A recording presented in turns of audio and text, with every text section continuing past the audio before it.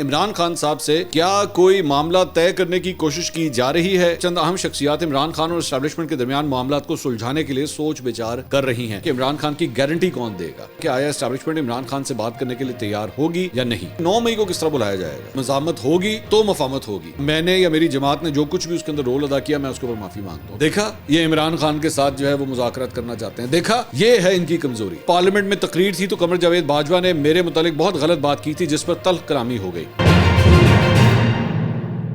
السلام علیکم ناظرین، میں ہوں منصور علی خان، اپنے ڈیجیٹل چینل کے اوپر آپ کو خوش آمدید کہوں گا۔ ناظرین، اب تقریباً 24 گھنٹے ہو چکے ہیں ملک میں ضمنی انتخابات مکمل ہوئے اور جس کے اندر مسلم لیگ نون کو ایک بڑی واضح اکثریت حاصل ہوئی اور میجورٹی سیٹ جو ہے، بلکہ وزیر آباد میں تو مسلم لیگ نون پاکستان تحریک انصاف کی سیٹ جیتنے کے اندر بھی کامیاب ہوئی۔ اس کے بعد پاکستان تحریک انصاف کے اندر کیا سوچ بچار ہے، کچھ خبریں ہمارے پاس آئی ہیں، اس کے بارے میں بھی بات کرتے ہیں۔ اور اس کے ساتھ ساتھ عمران خان صاحب سے کیا کوئی معاملہ طے کرنے کی کوشش کی جا رہی ہے، اس سلسلے میں بھی ایک امپورٹنٹ خبر سامنے آئی ہے۔ یہ ساری خبریں آپ کو تھوڑی دیر میں دیتے ہیں، لیکن اس سے پہلے آپ سے ریکویسٹ کہ چینل کو سبسکرائب کرنا مت بھولیے گا اور بیل آئیکن ضرور پریس کیجیے گا۔ سب سے پہلی خبر جو ہے وہ جناب ذرا میں گورنمنٹ کالج یونیورسٹی لاہور سے متعلق شیئر کرنا چاہوں گا۔ یہ میری اپنی یونیورسٹی ہے، تو اس سے متعلق آج ایک خبر یہ آئی ہے کہ پروفیسر ڈاکٹر شازیہ بشیر صاحبہ جو کہ dean faculty of mathematical and physical sciences ہیں، انہیں جناب ایکٹنگ وائس چانسلر اپوائنٹ کیا گیا ہے۔ یہ ذہن میں رکھیے گا کہ 160 سالہ تاریخ میں یہ پہلی خاتون وائس چانسلر ہیں جو گورنمنٹ کالج کی اندر جو ہے وہ اپوائنٹ ہوئی ہیں۔ پنجاب کے گورنر نے جو ہے اس کی منظوری دے دی ہے۔ اب آئی ہوپ ان سے جو ہیں وہ آہد چیمہ والے کام نہیں کروائے جائیں گے، اور جو گورنر صاحب نے کام ایچسن کے اندر کیا تھا گورنمنٹ کالج میں، آئی ہوپ وہ اپنے جذبات پہ قابو رکھیں گے۔ دوسری بات یہ ہے کہ مجھے ایک قسم کا تو افسوس ہے اس بات کا کہ 160 سال لگ گئے ایک خاتون کو وائس چانسلر بنانے میں۔ یہ کام جو ہے وہ بہت پہلے ہو جانا چاہیے تھا۔ بائی دا وے اس وقت ایچسن کالج کے پرنسپل کی سیٹ بھی جو ہے وہ خالی ہے، اور وہاں پہ بھی جو اس وقت ذمہ داری ہے وہ ایک جو خاتون ہیں جو سینئر اسکول کی ہیڈ مسٹریس ہیں، فی الحال وہ سر انجام دے رہی ہیں۔ I would like to see female principal also. آج تک ایچسن کالج میں کم از کم جہاں تک مجھے یاد پڑتا ہے وہاں پہ بھی کبھی کوئی خاتون پرنسپل نہیں آئی، تو اچھی بات ہے۔ خواتین کو بھی جو ہے پورا حق ہوتا ہے، اور ظاہر بات بھی ہمارے پاس پاکستان میں بہت کمپٹنٹ جو ہے وہ خواتین موجود ہیں تعلیم کے شعبے سے جو تعلق رکھتی ہیں، اور میں نے ان میں سے ایک دو کے ساتھ تو جو ایجوکیشن ڈپارٹمنٹ سے میں نے ان سے انٹریکشن کیے تھے، ونڈرفل برینز۔ تو میرے خیال میں خواتین کو بھی جو ہے وہ اس کا چانس ضرور دینا چاہیے۔ کچھ پولیٹیکل نیوز کی طرف اب آتے ہیں۔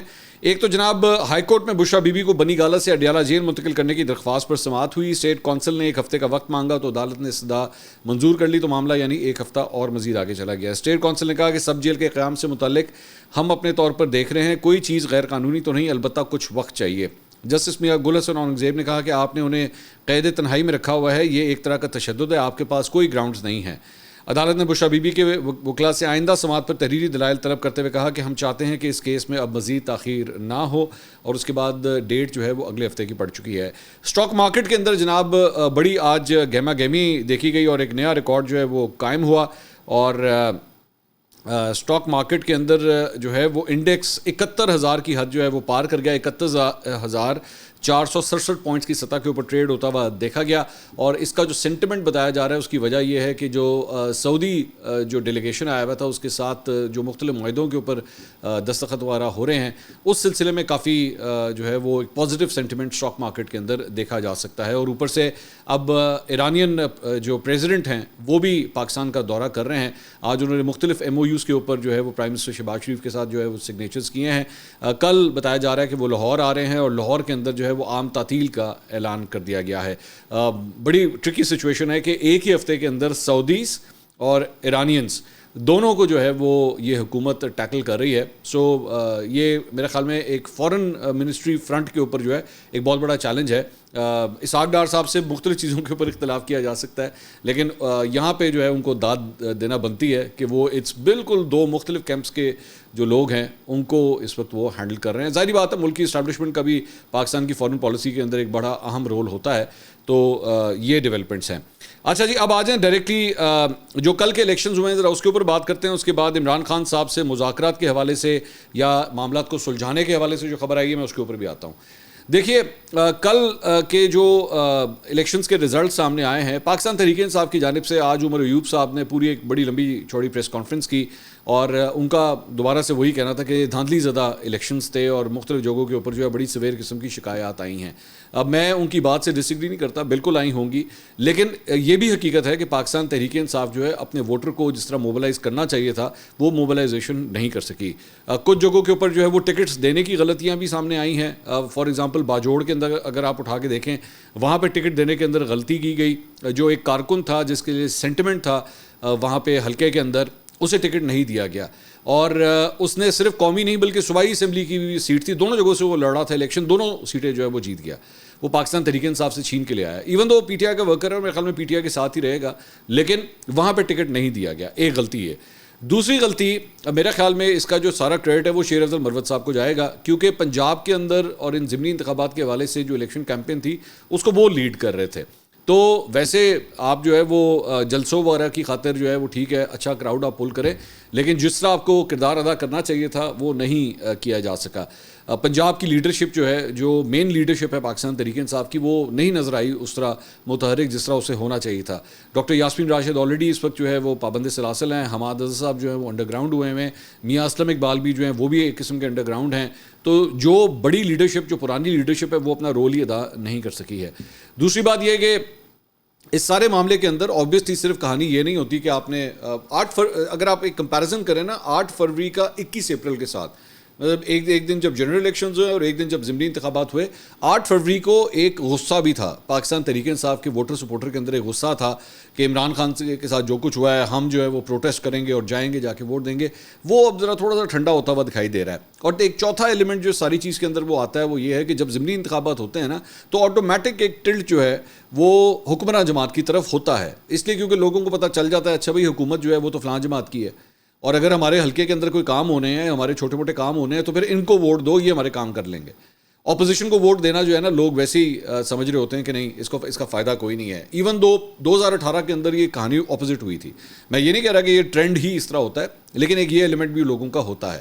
اور پانچویں بات یہ ہے کہ میرے خیال میں مسلم لیگ نون نے جتنی کو مار کھائی تھی 8 فروری کو, اس مرتبہ ان کی موبلائزیشن جو ہے وہ زیادہ بہتر تھی. مطلب گاڑیاں بھی چل رہی تھی, لوگوں کو لے کر آنا, بریانی کی ڈسٹریبیوشنز, بریانی ساری کھلاتے ہیں, یہ ذہن میں رکھیے گا, یہ مت سمجھیے کہ صرف نون لیگ کھلاتی ہے, سب بریانی کھلاتے ہیں. اگر پاکستان تحریک انصاف یہ کلیم کرتی ہے نا جی ہم نے تو کبھی بریانی کھلائی نہیں, یہ بہت غلط بات ہے. بہت سی تصویریں ایسی پڑی ہوئی ہیں جہاں پہ نظر آ رہا ہے کہ جناب وہ بھی ووٹروں کو جو ہے بریانی کھلا کے اپنی طرف مائل کرنے کی کوشش کرتے ہیں. سارے ایلیمنٹس ہو رہے ہوتے ہیں, کہیں پہ بریانی ہوتی ہے, کہیں پہ پیسہ چل رہا ہوتا ہے, کہیں پہ ٹرانسپورٹ کی فیسلٹی ہوتی ہے, کہیں پہ نظریاتی ووٹ ہوتا ہے. وہ اگلا کہتا ہے بھائی جی میں سائیکل پہ آؤں, جس طرح مرضی آؤں, میں آ کے ووٹ ضرور ڈالوں گا. سو یہ سارے ایلیمنٹس جو ہیں وہ کاؤنٹ کر رہے ہوتے ہیں. سو اس کے بعد ایک اور امپورٹنٹ فیکٹر جو ہے وہ یہ بھی ہوتا ہے کہ جب آپ کو پتہ ہو کہ آپ کا بندہ جو ہے وہ آپ کی پارٹی جو ہے وہ حکومت میں نہیں ہے, انویسٹر جو ہوتا ہے نا, بڑا انویسٹر جو فائنینسر, بلکہ مجھے لفظ استعمال کرنا چاہیے, فائنینسر پیسہ کھینچ لیتا ہے. وہ کہتا ہے یار اس گھوڑے کے اوپر پیسہ کیوں لگائے, حکومتی بندہ جو ہے نا اس کے اوپر پیسہ لگاؤ, وہ ہمارا کام بھی کر دے گا. وہی ایلیمنٹ جو تھوڑی دیر پہلے میں آپ سے کہہ رہا تھا. تو یہ بہت سے ایسے ایلیمنٹس بھی شامل ہیں جس کی وجہ سے میرے خیال میں پاکستان تحریک انصاف جو ہے اپنی سیٹیں نہیں نکال سکی, نون لیگ کو بیٹ نہیں کر سکی. ہوئے ہیں دھاندلی کے بھی الزامات ہیں, میں یہ نہیں کہہ رہا کہ بالکل صاف شفاف الیکشنز تھے, وہ تھے, لیکن یہ والے ایلیمنٹس بھی جو ہیں بیچ میں شامل ہیں. اچھا جی, عمران خان صاحب کے حوالے سے ایک جو امپورٹنٹ خبر آئی ہے وہ آئی ہے انصار عباسی صاحب کی جانب سے. ان کا ایک کالم آج جو ہے وہ چھپا جنگ اخبار میں.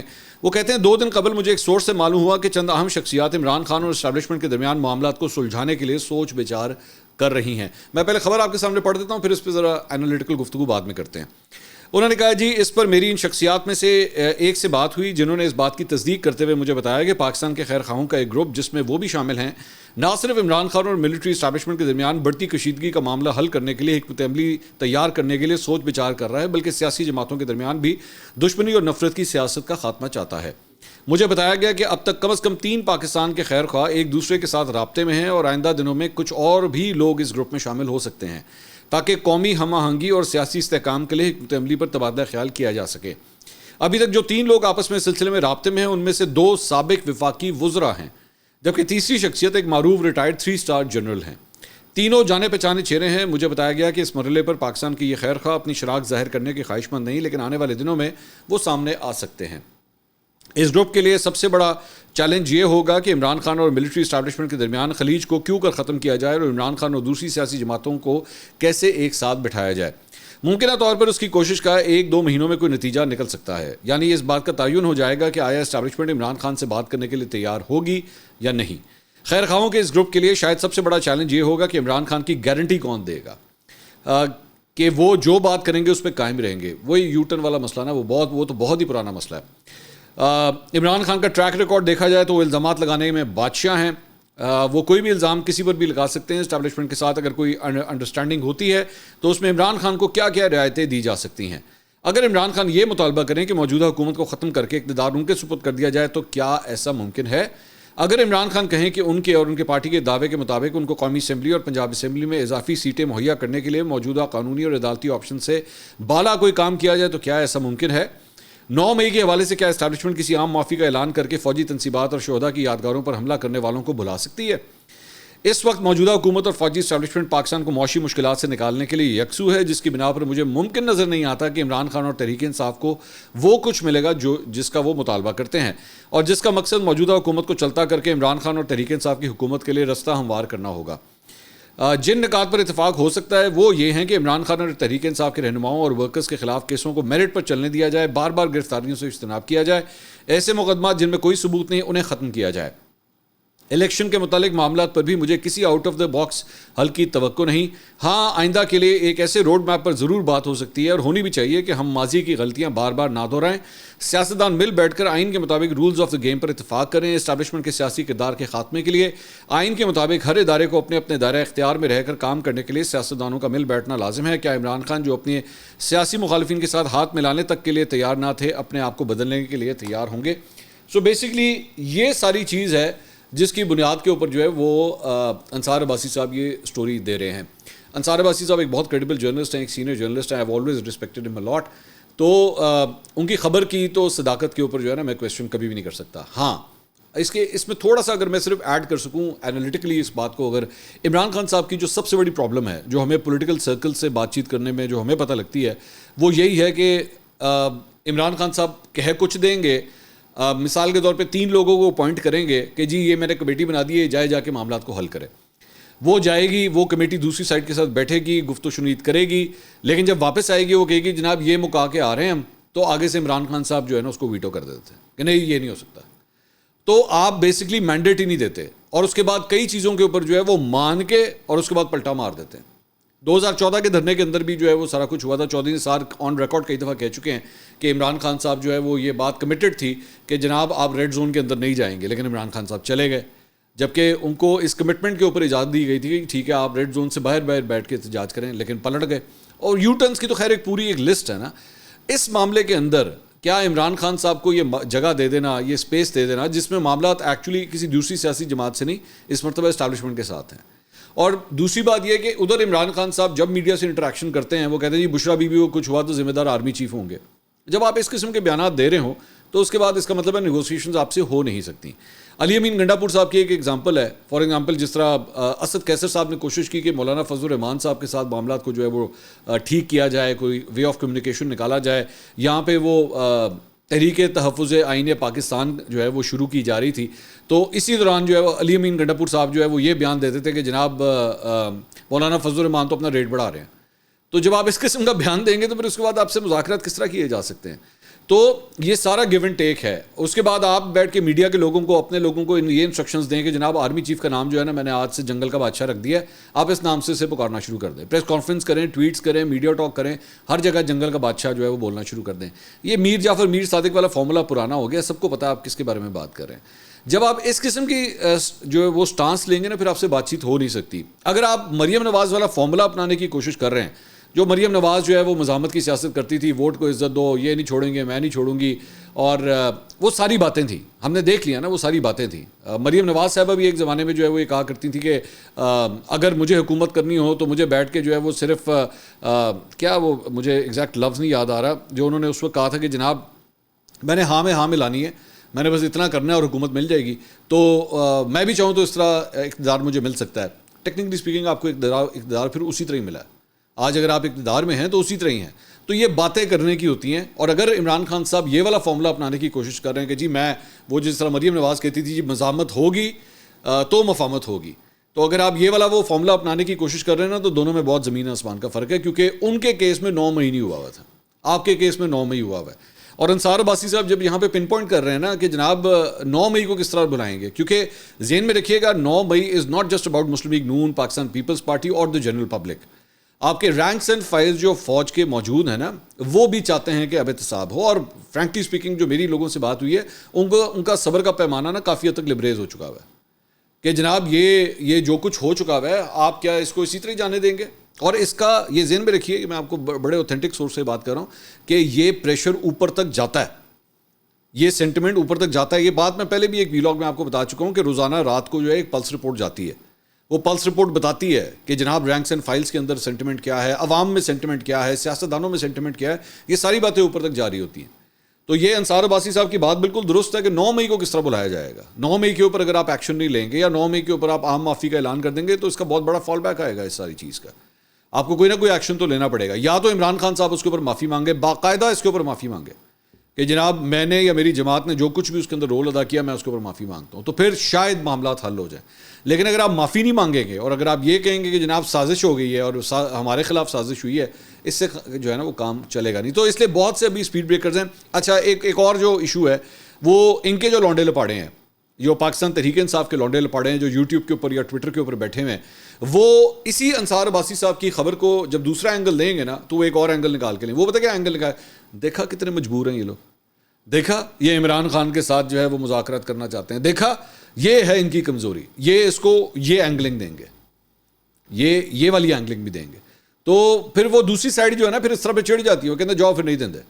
یہ ہے گل ہے نا. اگر آپ لوگ یہی سمجھتے ہیں کہ جی عمران خان کو سپیس دینے کے لیے یا عمران خان سے ہم ڈر گئے ہیں کہ اوہ عمران خان نے کی کہتا ہو یہ منہ بند کراؤ اتنا بہ کے گل کرو، اس طرح نہیں ہوتا، اس طرح نہیں ہوتا. آپ کو سب سے پہلے جو ہے نا پاکستان تحریک انصاف کو اپنے لونڈے لپاڑوں کو قابو میں رکھنا پڑے گا کہ بیٹا نہیں ایسا نہیں، تیری مہربانی. وہ جو خاص طور پہ جو باہر بیٹھے ہوئے نا، جو باہر بیٹھ کے پاں کرتے رہتے ہیں، ان کو آپ کو پہلے چپ کروانا پڑے گا یا ان سے اپنے آپ کو ڈس ایسوسیٹ کرنا پڑے گا. کیونکہ وہ بیسکلی وہ جو منجن بیچ رہے ہیں اور جو چورن بیچ رہے ہیں مارکیٹ میں، وہ صرف اپنے ویوز کی خاطر بیچ رہے ہیں، جبکہ ان کا پاکستان کی حقیقت سے کسی قسم کا کوئی تعلق نہیں ہے. میں بالکل یہ آپ کو گارنٹی سے کہہ سکتا ہوں ان کو کچھ نہیں پتا یہاں پہ کیا ہو رہا ہے. نہ وہ گراؤنڈ کے اندر موجود ہیں، نہ وہ یہاں پہ کوئی چیز محسوس کر سکتے ہیں. باہر سے بیٹھ کے لوگوں کو جو ہے وہ بیٹھ کے شرلی چھوڑیں گے، باہر نکل آؤ احتجاج کا ٹائم آ گیا ہے، بس تم پہنچو وہاں پہ. ماما تو پہلے آپ تھے پہنچ، اور پہلے تو آپ تھے جہاز کرا ٹکٹ کرائے تھے آ کے پہنچ. اور جس نے یہاں پہ کٹ کھانی ہے تو بھی تو کٹ کھانا آ کے، ڈنڈا بیچارہ صرف وہی کھائے.